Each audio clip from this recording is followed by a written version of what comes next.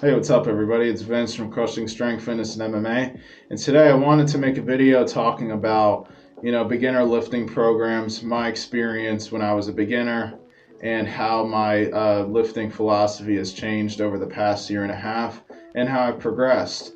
And I expected it to be pretty quick, but, with all the topics that could go into that and all the little side tangents, turns out to be pretty long.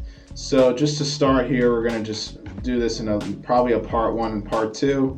So this video is part one, and let me know what you think. Hope you enjoy the video. I want to talk a few minutes today about my training, how it's evolved over the past year and a half, and just where I started as a beginner and how I, got to the point where I'm probably like an intermediate. Just to start off, when you're a beginner with weight training, it really shouldn't be that complicated at all. You should have a set number of lifts that you complete every day, or not necessarily every day, but whatever split that you're doing. And let's actually talk about the split a little. So for the split, there's a bunch of different ones that you could use. There's full body. There's the bro splits, quote unquote, upper lower. Now, all of these, if they're consistent, and as long as someone's consistently making progress, upping weight, upping reps during a split, no matter what it is, that is still good. It's not necessarily the split itself. It's really the frequency, the sets per week that really add up, and the intensity of the work. That's really what's going to make the difference between a guy who looks really good and another person who maybe is lacking in the strength department, isn't making the progress that they expect to make. So I personally started full body 3 times a week, and the program, if I were to try that again, the same way now as what worked for me when I was a beginner, it would not work. So that's another thing. As your training gets older, as you keep progressing in the game, you start to have to, maneuver things around a little here and there. So that could be, maybe every other day hitting legs and back doesn't work anymore. This could be, hey, if I'm doing upper lower, I know that if I hit bench press before I hit my deadlifts or Romanian deadlifts, I know that my Romanian deadlifts will get weaker. But that might not necessarily be the case if you're squatting. Just those things happen. It's really individual. Really depends on your form, your leverages. So that's just worth pointing out. And but going back to it, when you're a beginner, how I started is, I had a bench press. Let me try to remember it. So it was like a bench press, and then a deadlift, and then usually on the same day I was deadlifting, I was also squatting too in the beginning. Usually squats were prioritized for me at that time, the barbell squats, just because they take so much out of you. They took a lot out of me especially when I was new, and they still take a lot out of me now. But usually, my idea was at that time was just to put the big lifts first. That's usually the advice you get, is to put the big lifts first, because that's what's going to give you the most muscle growth, the most bang for your buck.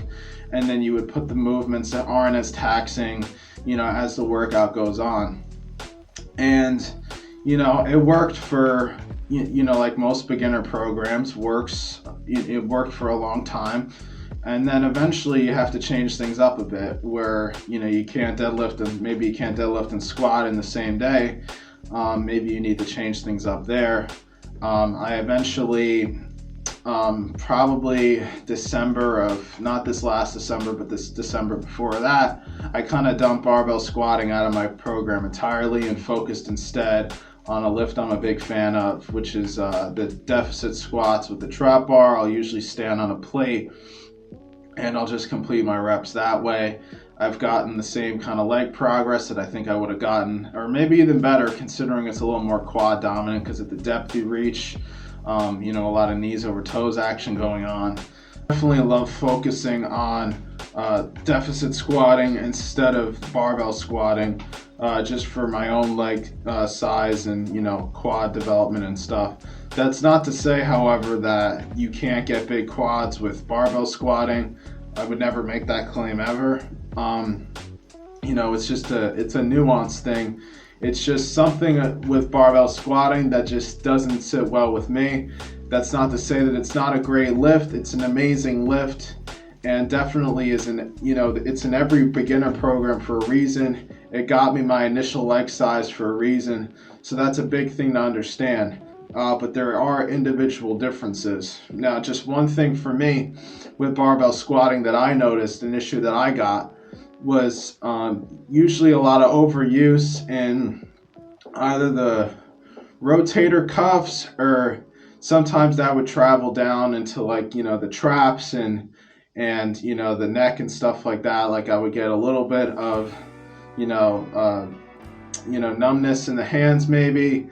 But that could also just be, straining and stuff too. Just something I observed while having the lift in the program. Now, I think a big part of that too was the fact that I was early in my program, and I was squatting, close to 300 for reps, very early in, a few months in. And the problem was the rest of my body wasn't really developed. So I think that's one thing. And then another thing too, form is so important on these big leg lifts. Bench press and lifts like that are a little bit more upper body focused, can be a little bit more forgiving depending on just how big your mistakes are with it. But with squatting and deadlifting, the little details definitely matter. And that's something that I could have learned from early on that I didn't. I'm always learning different form cues, different techniques that I think are important. And one of them that I had found, months after not doing barbell squatting anymore, was that, the shelf idea for, where the bar is resting is not just something that is just thrown out there and it just means that it's sitting on your shoulders, your neck, and your traps and everything. It's a little bit deeper than that. There's getting your traps fully into the bar. There's trying to relieve as much pressure off of the spine as possible. And I just, at the time, didn't put the effort in to really notice those differences. I just focused on bar placement and just keeping my traps contracted. And I thought that was good enough. For me, it wasn't. And that's one of the big reasons why I had to cut it out and why it's still out of my program. Now, would I revisit the lift at some point? If I was going to compete in a powerlifting competition, which who knows down the line, I might. I definitely should include them in, because that's what you're going to be training for. That's what you're actually going to be doing in the competition. Specificity is really important. No matter what sport, what lift, what exercise, what activity, specificity is really up there, probably number one. And if you want to get better at barbell squatting, chances are I would have to barbell squat some more. Would I do things differently with the program? Absolutely. I think, almost doing it, 2 to 3 times a week barbell squatting was probably too much early on.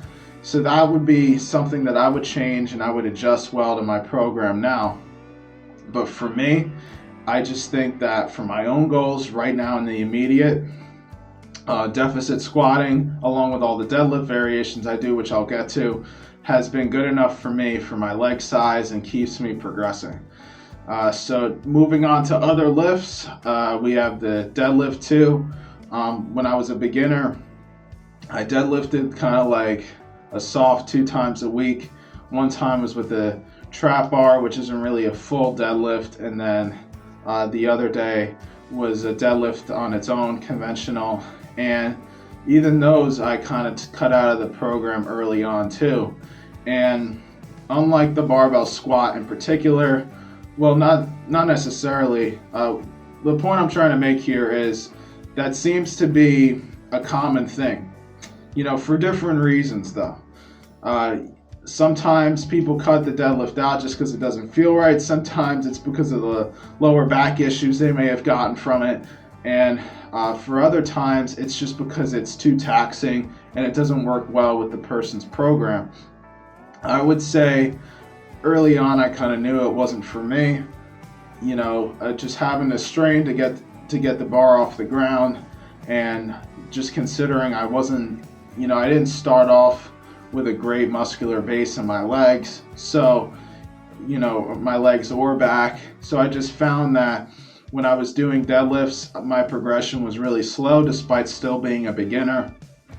So, I wanted to change that because I wanted to get a good posterior chain going, good glutes, good hamstrings, good spinal erectors. So I decided to shift from conventional deadlifts to Romanian deadlifts. And ever since I did that, in around not this past January, but the January before that, progress has been amazing. And even then, it's still hard work. It's still very hard to do, but I noticed that worked better for me. And considering my goal isn't necessarily to be a power lifter, I think that freeing away some conventional deadlifting was an okay sacrifice for what I got in return. So yeah, that was part 1 of the video. Hope you enjoyed it. If you did like the video, you could like, comment, share, and subscribe, all that good stuff. And until next time, we'll have part 2 coming up pretty soon. And yeah, hope you all have a great night.